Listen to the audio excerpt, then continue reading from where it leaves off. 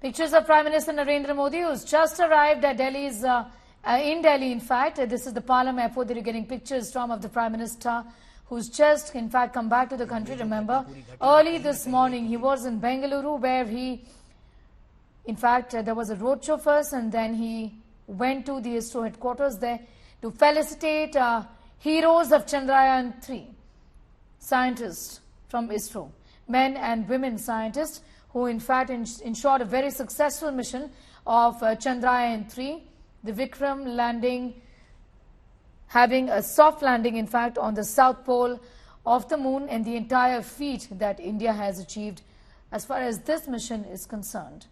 Pictures in fact of Prime Minister Narendra Modi right now at Delhi's Palam airport. Shreya has more on that. Shreya, the Prime Minister has come back to India. In fact, he came back to India early this morning, where he was where he received a very warm and grand welcome in Bengaluru city, and now it's Delhi.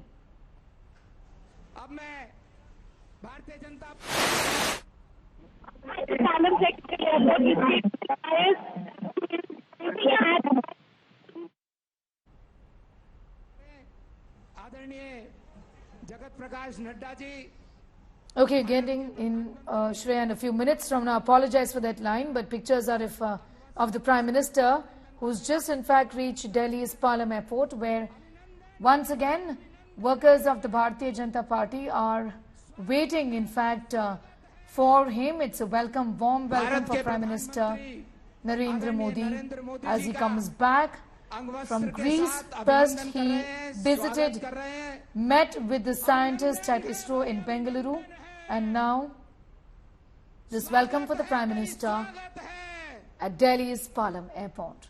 स्वागत है भाई, स्वागत है, मोदी जी का स्वागत है। आदरणीय जगत प्रकाश नड्डा जी, देश के प्रधानमंत्री आदरणीय नरेंद्र मोदी जी का अंग वस्त्र के साथ अभिनंदन कर रहे हैं, स्वागत कर रहे हैं। अब मैं राष्ट्रीय अध्यक्ष आदरणीय नड्डा जी से निवेदन कर रहा हूं कि दो शब्द वे कहें। आदरणीय नड्डा जी। स्वागत है भाई, स्वागत है, स्वागत है भाई, स्वागत है, स्वागत है भाई, स्वागत है, स्वागत है भाई, स्वागत है। आज के इस कार्यक्रम में हम सबके बीच में उपस्थित भारत के यशस्वी प्रधानमंत्री सम्माननीय नरेंद्र मोदी जी, ये हम सबका सौभाग्य है कि आज आप साउथ अफ्रीका और ग्रीस की 4 दिन की यात्रा करके आप भारत वापस आए हैं, और आपके अथक प्रयास, आपके द्वारा दिया गया निर्देशन, आपके द्वारा दिया गया मार्गदर्शन ने जिस तरीके से चंद्रयान को एक सफल अभियान के रूप में हम सब लोगों ने देखा है, वो आज देश को गौरवान्वित कर रहा है, गर्व से भर रहा है। और ऐसे समय पर जब आप दिल्ली वापस आए हैं, तो दिल्ली में देश के कोने कोने से रहने वाले, दिल्ली में बसने वाले ऐसे सभी नागरिकों ने आपका नागरिक अभिनंदन करने का तय किया। मैं इन सब की ओर से और अपनी ओर से भी आपका यहां आने पर हार्दिक अभिनंदन करता हूं और स्वागत करता हूं। यह हम सबके लिए गौरव का विषय है। देश गौरव कर रहा है, गर्व महसूस कर रहा है चंद्रयान की सफलता के लिए, सफल प्रक्षेपण के लिए, और आपके मार्गदर्शन के दृष्टि से एक बहुत बड़ी सफलता और एक बहुत ही खुशी का अनुभूति करने का देशवासियों को सौभाग्य मिला है। आपका समर्पण, आपका कमिटमेंट, आपका समर्पित भाव से देश की सेवा करना और देश के को आगे ले जाने वालों के साथ आपका जो समर्पित भाव है वह इस बात से दर्शाता है कि जब आप अपनी यात्रा ग्रीस में आपने समाप्त की और आप ग्रीस से जब आप वायुयान से उड़े तो आप सीधे बंगलुरु गए सुबह 6 बजे और वहां पहुंच करके आपने हमारे साइंटिस्ट, हमारे वैज्ञानिक, इसरो के साइंटिस्ट जिन्होंने जी जान मेहनत करके भारत को यह कीर्तिमान स्थापित करने का कार्य किया है, उनकी पीठ थपथपाने में, उनको प्रोत्साहन देने में कोई कसर नहीं छोड़ी और सीधे आप बंगलुरु गए। सुबह 6 बजे आपका वहां पर लैंडिंग हुई है। और हम सब लोग जानते हैं, जब हम उजाले को देखते हैं तो अंधकार को भी याद रखना चाहिए। 2019 में जब चंद्रयान 2 सफल नहीं हो पाया था, सभी हताश थे। उस समय प्रधानमंत्री मोदी जी आपने आगे बढ़ करके देश को हौसला दिया था, साइंटिस्ट को हौसला दिया था, वैज्ञानिकों को हौसला दिया था और आपने कहा था कोई बात नहीं, आगे चलो, सफलता हमारी होगी, सिद्धि हमारी होगी। आज उसका नतीजा है कि 2023 में चंद्रयान 3 सफल हुआ है।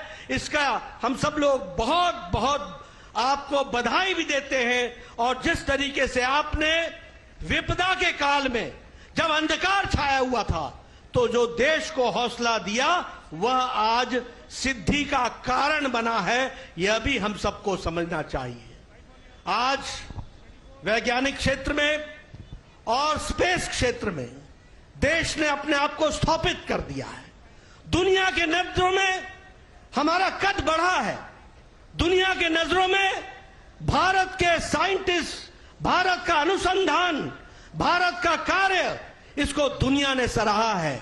और इस सिद्धि का जो निर्देशन हुआ है वो आदरणीय प्रधानमंत्री जी आपके पल पल, हर पल, छोटी छोटी बातों का ध्यान रखते हुए निर्देशित करने का नतीजा आज हम सबको एक शांत, एक सुखद अनुभव करने का सौभाग्य दे रहा है। हम सब जानते हैं कि साउथ अफ्रीका में जहां आपने ब्रिक्स नेशन में शिरकत की और भारत ने अपने नेतृत्व के, आपके नेतृत्व के माध्यम से ब्रिक्स में अपना स्थान तो बनाया ही है, लेकिन दुनिया को भी निर्देशित करने का काम जो किया वह सब हम लोगों ने देखा है। आप कल ग्रीस में थे और ग्रीस में भी आपको सर्वोच्च सम्मान से नवाजा गया। मैं अपनी ओर से और तमाम देशवासियों की ओर से आपको उसके लिए हार्दिक बधाई देता हूं और आपका अभिनंदन करता हूं। मैं आपके और आदरणीय प्रधानमंत्री जी के बीच में ज्यादा देर न रहता हुआ, हमारे साथी देश के कोने कोने से आए हुए लोग जो यहां पर अपने वेशभूषा में आए हैं, वह सब प्रधानमंत्री जी को सुनने के लिए आतुर हैं। वो काफी पहले से यहां आ गए थे। मैं आपके और प्रधानमंत्री जी के बीच में ज्यादा समय न रहता हुआ मैं प्रधानमंत्री जी से निवेदन करूंगा कि वह हम सब का मार्गदर्शन करें और हम विश्वास दिलाते हैं कि हम आपके बताए रास्ते पर अवश्य चलेंगे और देश को सिद्धि की ओर ले जाएंगे। बहुत आदरणीय प्रधानमंत्री जी।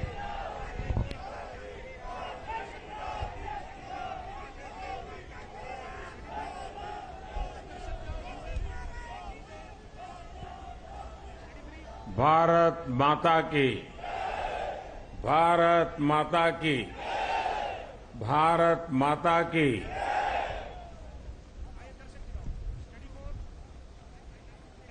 आज प्रातः मैं बेंगलुरु में था।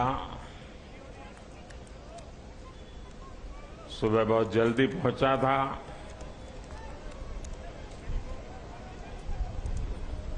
और तय किया था कि भारत में जाकर के देश को इतनी बड़ी सिद्धि दिलाने वाले वैज्ञानिकों के दर्शन करूं, और इसलिए मैं सुबह सुबह वहां चला गया। लेकिन वहां जनता जनार्दन ने सुबह से ही, सूर्योदय से भी पहले हाथ में तिरंगा लेकर के चंद्रयान की सफलता का जिस प्रकार का उत्सव मनाया, वो बहुत ही प्रेरित करने वाला था। और अभी कड़ी धूप में सूरज बराबर तप रहा है, और इस महीने की धूप तो चमड़ी को भी चीर देती है। ऐसी कड़ी धूप में आप सबका यहां आना और चंद्रयान की सफलता को सेलिब्रेट करना, और मुझे भी सेलिब्रेशन में हिस्सेदार बनने का सौभाग्य मिले, ये भी मेरा सौभाग्य है। और मैं इसके लिए आप सबका अभिनंदन करता हूं। आज जब मैं इसरो पर सुबह पहुंचा था, तो चंद्रयान द्वारा जो तस्वीरें ली गई थी, उन तस्वीरों को पहली बार रिलीज करने का भी मुझे सौभाग्य मिला। शायद अब तो आपने भी टीवी पर वो तस्वीरें देखी होगी। वो खूबसूरत तस्वीरें अपने आप में एक बहुत बड़ी वैज्ञानिक सफलता की एक जीती जागती तस्वीर हमारे सामने प्रस्तुत हुई। आमतौर पर एक परंपरा है दुनिया में कि इन प्रकार के सफल अभियान के साथ उस पॉइंट का कोई न कोई नाम दिया जाए। तो बहुत सोचने के बाद मुझे लगा, और आज जहां पर चंद्रयान 3 ने लैंड किया हुआ है, उस पॉइंट को एक नाम दिया गया, और नाम दिया है शिव शक्ति।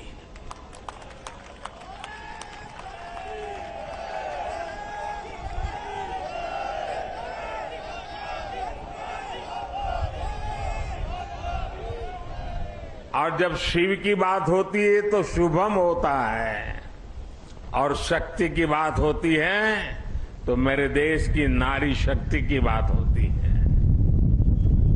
जब शिव की बात होती है तो हिमालय याद आता है, और शक्ति की बात होती है तो कन्याकुमारी याद आता है। हिमालय से कन्याकुमारी तक की इस भावना को उस पॉइंट में प्रतिबिंबित करने के लिए इसका नाम शिव शक्ति तय किया है। इसके साथ ही 2019 में चंद्रयान 2, उस समय नाम रखने की चर्चा मेरे सामने आई थी, लेकिन मन तैयार नहीं था। भीतर ही भीतर मन ने संकल्प कर लिया था कि पॉइंट 2 को भी नाम तब मिलेगा जब हम सच्चे अर्थ में हमारी यात्रा में सफल होंगे। और चंद्रयान 3 में सफल हो गए, तो आज चंद्रयान 2 का जो पॉइंट था उसका भी नामकरण किया, और उस पॉइंट का नाम रखा है तिरंगा। हर संकटों से जूझने का सामर्थ्य तिरंगा देता है। हर सपने को साकार करने की प्रेरणा तिरंगे देता है। और इसलिए 2 में विफलता मिली, 3 में सफलता मिली, तो प्रेरणा बन गई तिरंगा। और इसलिए जो पॉइंट 2 चंद्रयान 2 जो पॉइंट के रूप में अब तिरंगा के रूप में जाना जाएगा। और भी एक महत्वपूर्ण बात आज सुबह मैंने कही है 23 अगस्त भारत की वैज्ञानिक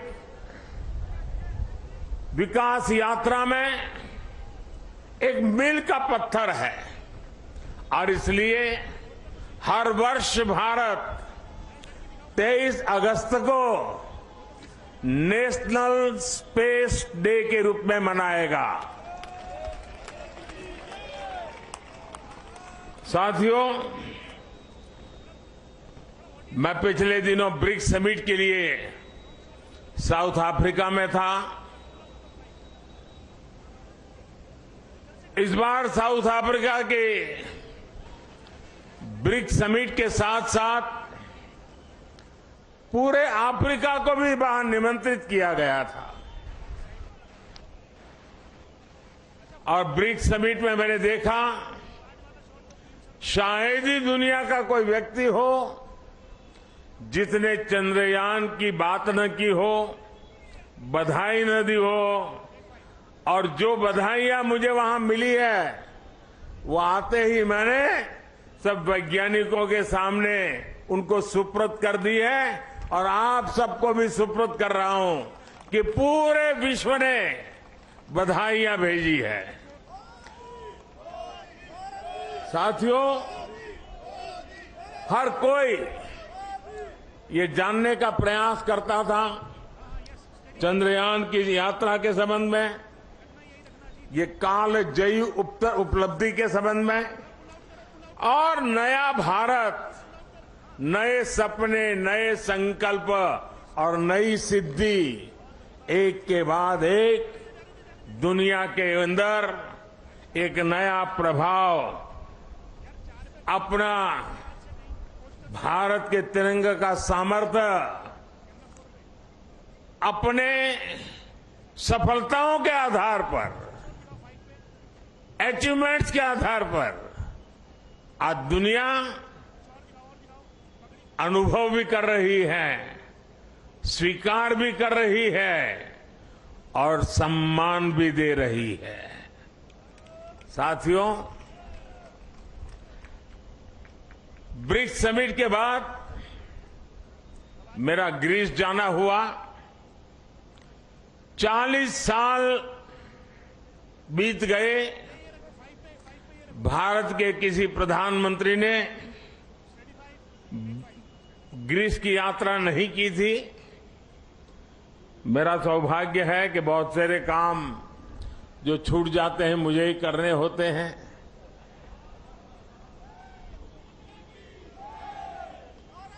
ग्रीस में भी जिस प्रकार से भारत का मान सम्मान, भारत का सामर्थ्य, और ग्रीस को लगता है कि भारत और ग्रीस की दोस्ती, ग्रीस एक प्रकार से यूरोप का प्रवेश द्वार बनेगा और भारत और ग्रीस की दोस्ती भारत और यूरोपियन यूनियन के रिश्तों को मजबूती देने का एक बहुत बड़ा माध्यम बनेगा। साथियों, आने वाले दिनों में कुछ दायित्व हमारे भी हैं। वैज्ञानिकों ने हमारा काम किया है, सैटेलाइट हो, चंद्रयान की यात्रा हो, सामान्य मानवीय के जीवन में इसका बहुत बड़ा प्रभाव होता है और इसलिए इस बार मेरे देश की युवा शक्ति को विज्ञान के प्रति रुचि बढ़े, टेक्नोलॉजी के प्रति रुचि बढ़े। हमें इस बात को आगे ले जाना है। हम सिर्फ उत्साह, उमंग, नई ऊर्जा, सिर्फ इतने से अटकने वाले लोग नहीं हैं। हम एक सफलता प्राप्त करते हैं तो वहीं पर मजबूत कदम रख के नए उछाल के लिए तैयार हो जाते हैं। और इसलिए गुड गवर्नेंस के लिए लास्ट माइल डिलीवरी के लिए, सामान्य मानवीय की जिंदगी में सुधार के लिए ये स्पेस साइंस कैसे काम आ सकता है, ये सैटेलाइट कैसे काम आ सकते हैं, ये हमारी यात्रा कैसे उपयोगी हो सकती है, उसको हमें आगे बढ़ाना है। और इसलिए मैंने सरकार के सभी विभागों को सूचित कर रहा हूं कि वे अपने अपने विभाग में जो जन सामान्य से जुड़े काम है, उन कामों में स्पेस साइंस का, स्पेस टेक्नोलॉजी का, सैटेलाइट के सामर्थ्य का डिलीवरी में कैसे उपयोग करें,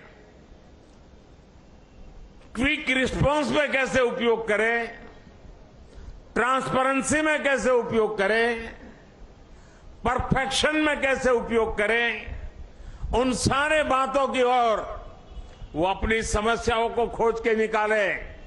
और मैं देश के नौजवानों को आने वाले दिनों में हैकेथॉन ऑर्गेनाइज करना चाहता हूं। पिछले दिनों कई हैकेथॉन में देश के लाखों विद्यार्थी 30-30, 40-40 घंटे नॉन स्टॉप काम करके बढ़िया बढ़िया आइडिया दिए हैं और उसमें से एक वातावरण पैदा हुआ है।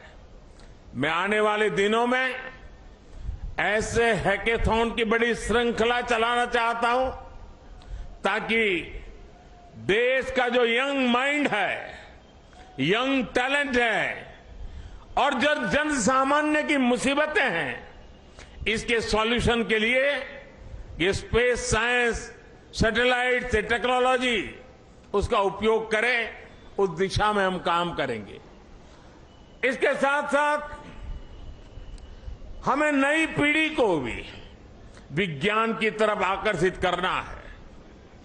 21वीं सदी टेक्नोलॉजी ड्रिवन है और दुनिया में वही देश आगे बढ़ने वाला है जिसकी साइंस और टेक्नोलॉजी में महारत होगी।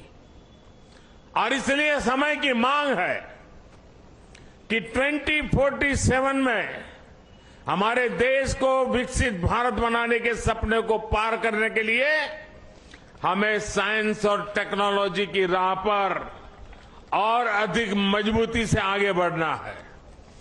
हमारी नई पीढ़ी को बचपन से ही साइंटिफिक टेम्पर के साथ आगे बढ़ने के लिए तैयार करना है। और इसलिए ये जो बड़ी सफलता मिली है, ये जो उमंग है, उत्साह है, उसको अब शक्ति में चैनलाइज करना है। और शक्ति में चैनलाइज करने के लिए माईगॉव पर 1 सितंबर से एक क्विज कंपटीशन आरंभ होगी ताकि हमारे नौजवान छोटे छोटे सवाल जवाब देखेंगे तो उनकी धीरे धीरे उसमें रुचि बनेगी। और जो नई एजुकेशन पॉलिसी है उसने साइंस और टेक्नोलॉजी के लिए बहुत भरपूर व्यवस्था करके रखी हुई है। हमारी नई शिक्षा नीति इसको बहुत अधिक बल देने वाली शिक्षा नीति है और उसमें जाने के लिए एक रास्ता बनेगा हमारा क्विज कंपटीशन। मैं आज यहां से देश के नौजवानों को, मेरे देश के विद्यार्थियों को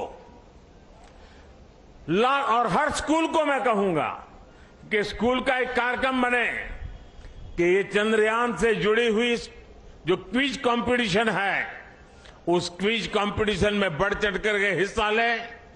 देश के करोड़ों करोड़ों युवा इसका हिस्सा बने और हम इसको आगे ले जाएं। मैं समझता हूं ये बहुत बड़ा परिणाम देगा। आज मेरे सामने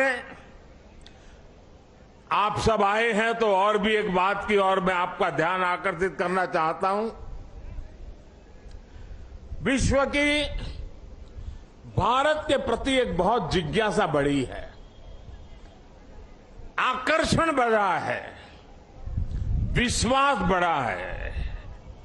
लेकिन इन सब के बावजूद भी कुछ मौके होते हैं जब उसे इन चीजों की अनुभूति होनी चाहिए। हम सब के सामने तत्काल एक अवसर आने वाला है और खास करके दिल्ली वासियों के लिए अवसर आने वाला है और वो है G20 समिट। एक प्रकार का विश्व का बहुत बड़ा निर्णायक नेतृत्व ये हमारी दिल्ली की धरती पर होगा, हिंदुस्तान में होगा। पूरा भारत यजमान है, लेकिन मेहमान तो दिल्ली आने वाले हैं। उनको जरा मेरी डॉक्टर की टीम जरा पहुंचे, मेरे साथ जो डॉक्टर हैं जरा देख लें इनको।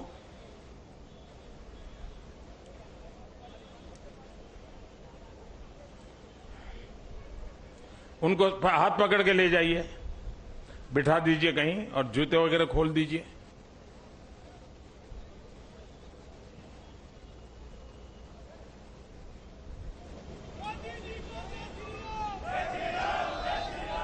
G20 की मेजबानी पूरा देश मेजबान है, लेकिन ज्यादा से ज्यादा जिम्मेवारी मेरे दिल्ली के भाइयों बहनों की है, मेरे दिल्ली के नागरिकों की है। और इसलिए देश की साख पर रत्ती भर भी आंच न आए, ये हमारे दिल्ली को करके दिखाना है। देश की आन बान शान का झंडा ऊंचा करने का सौभाग्य मेरे दिल्ली के भाइयों बहनों के पास है। और इतनी बड़ी मात्रा में विश्व से मेहमान आते हैं तो असुविधा तो होती ही होती है। अपने घर में भी अगर 5-7 मेहमान आ जाए तो घर के लोग मुख्य सोफा पे नहीं बैठते, अगल वाली छोटी सी चेयर पर बैठ जाते हैं, क्योंकि मेहमान को जगह देते हैं। हमारे यहां भी अतिथि देवो भव के हमारे संस्कार है। हमारी तरफ से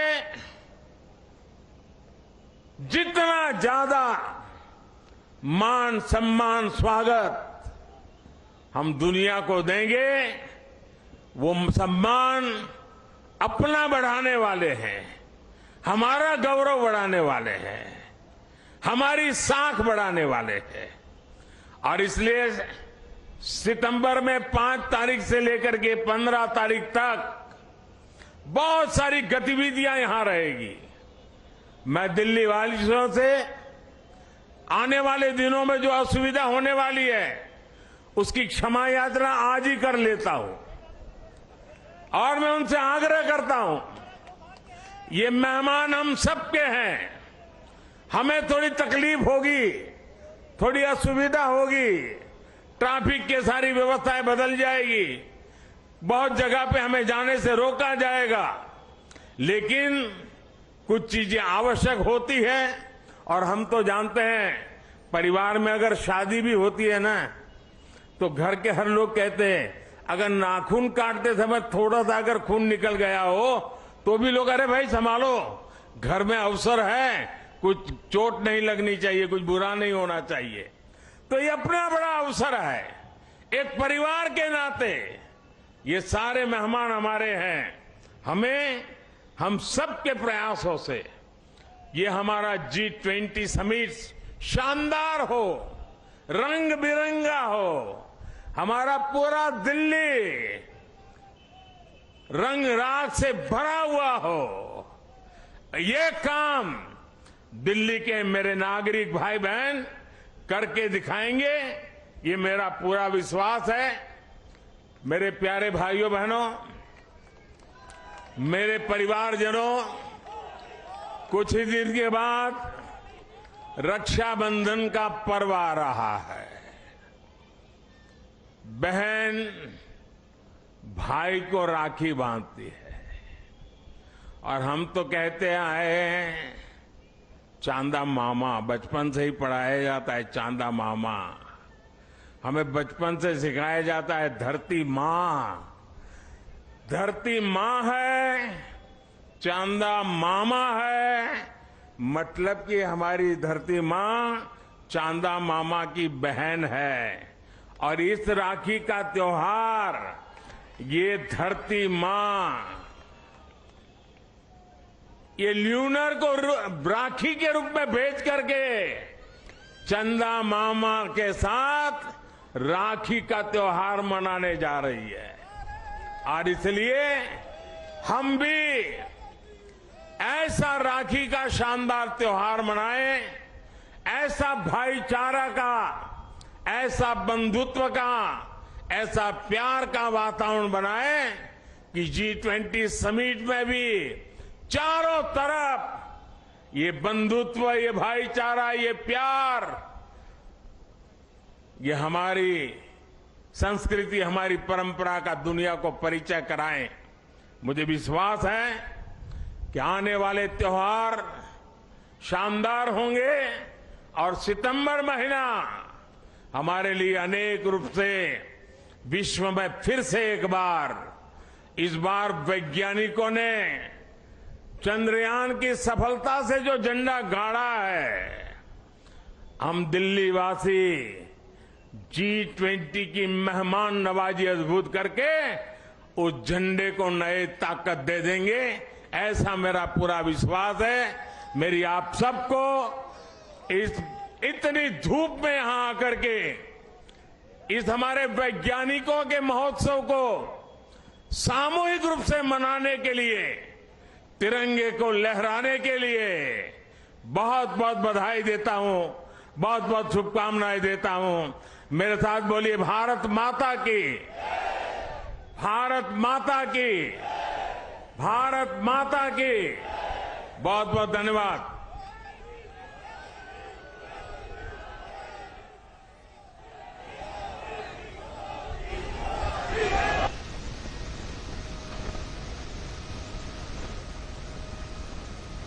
Prime Minister Narendra Modi there. You just in fact heard from the Prime Minister, who has received a grand and a very warm welcome in Delhi, as he did earlier this morning in Bengaluru, where he just in fact reached directly from Greece, where he was in fact for a one-day meeting in fact in Greece.